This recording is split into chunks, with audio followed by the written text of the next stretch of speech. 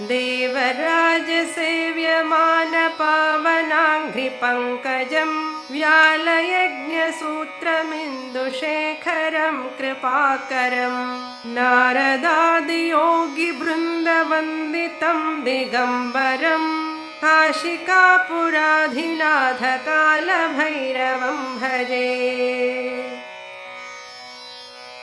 भानुकोटिभास्वरं भवाब्दितारकं परं नीलकण्ठमीप्सितार्थदायकं त्रिलोचनं कालकालमम्बुजाक्षमस्तशून्यमक्षरं काशिकापुराधिनाथकालभैरवं भजे। शूलटङ्कपाशदण्डपाणिमादिकारणं श्यामकायमादिदेवमक्षरं निरामयं भीमविक्रमं प्रभुं विचित्रताण्डवप्रियं काशिकापुराधिनाथकालभैरवं भजे। भुक्तिमुक्तिदायकं प्रशस्तचारुविग्रहं भक्तवत्सलं स्थिरं समस्तलोकविग्रहं निक्पणन्मनोज्ञहेमकिङ्किणीलसत्कटिं काशिकापुराधिनाथकालभैरवं भजे।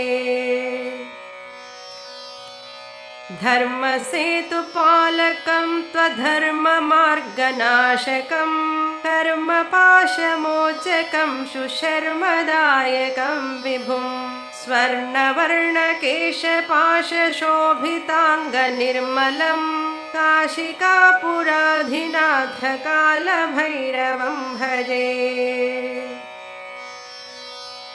रत्नपादुकाप्रभाभिरामपादयुग्मकं नित्यमद्वितीयमिष्टदैवतं निरञ्जनं मृत्युदर्पनाशनं करालदंष्ट्रभूषणं काशिकापुराधिनाथकालभैरवं भजे।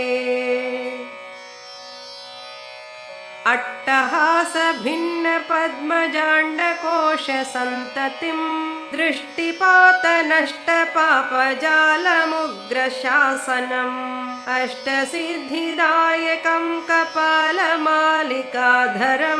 काशिकापुराधिनाथकालभैरवं भजे।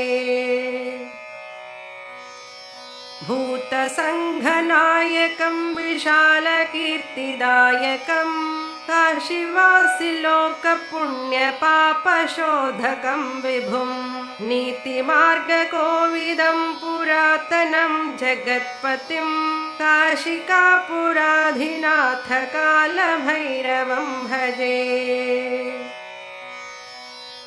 कालभैरवाष्टकं पठन्ति ये मनोहरं ज्ञानमुक्तिसाधकं विचित्रपुण्यवर्धनं शोकमोहलोभदैन्यकोपतापनाशनं ते प्रयान्ति कालभैरवाङ्घ्रिसन्निधिं ध्रुवम्।